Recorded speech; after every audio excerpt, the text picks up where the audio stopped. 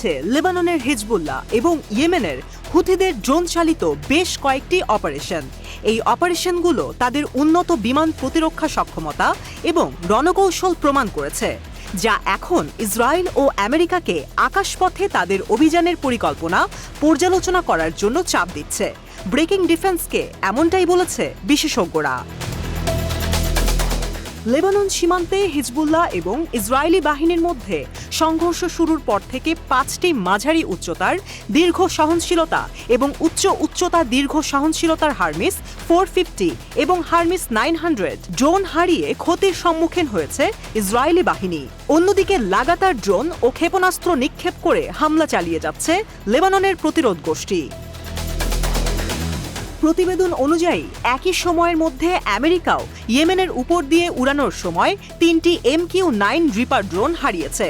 এগুলো ধরাশায়ী হয়েছে ইয়েমেনি সশস্ত্র বাহিনীর নিক্ষেপ করা ইয়েমেনি ক্ষেপণাস্ত্রের কাছে।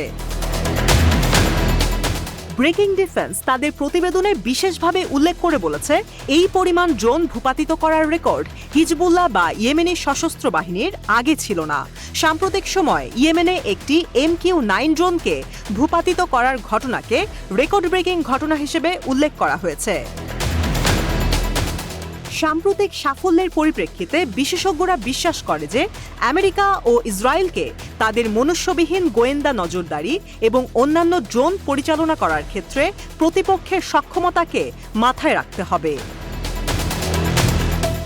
Washington institute for near east পলিসির সিনিয়র ফেলো ফারজিন নাদিমি একটি ইমেইলে লিখেছে, ইসরায়েল ও আমেরিকা তাদের ড্রোনগুলোর বিরুদ্ধে ক্রমবর্ধমান হুমকি প্রকৃতপক্ষে তাদের ক্ষমতাকে বিপন্ন করছে।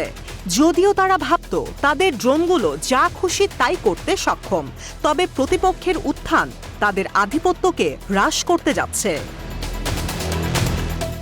র্যান্ড কর্পোরেশনের আন্তর্জাতিক প্রতিরক্ষা গবেষক সেড ব্রুস বেনেট বলেছে, ইসরায়েল ও আমেরিকাকে ধীরে ধীরে তাদের অপারেটিং পদ্ধতির পরিবর্তন করার প্রয়োজন হবে।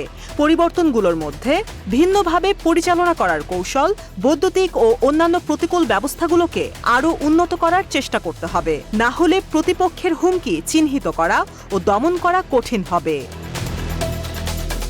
এদিকে Washington institute for near east পলিসির মিলিটারি অ্যান্ড সিকিউরিটি স্টাডিজ প্রোগ্রামের ডিরেক্টর মাইকেল আইজেনস্ট্যান্ড জোর দিয়ে বলেছে, লেবানন এবং ইয়েমেনে আকাশপথের অপারেশনগুলো দিন দিন আরও চ্যালেঞ্জিং হয়ে উঠছে।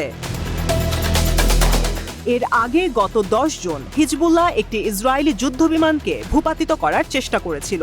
তখন ইসরায়েলি বিমানের আধিপত্যের সম্ভাব্য ঝুঁকির বিষয়ে উদ্বেগ প্রকাশ করেছিল IDF।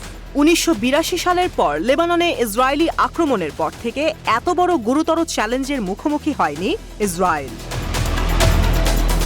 বিশেষজ্ঞদের মতে অদূর ভবিষ্যতে আরও অত্যাধুনিক জেট ফাইটার ব্যবহার করার আগে আমেরিকা ও ইসরায়েলকে তাদের প্রযুক্তির আরও বিকাশ ঘটাতে হবে।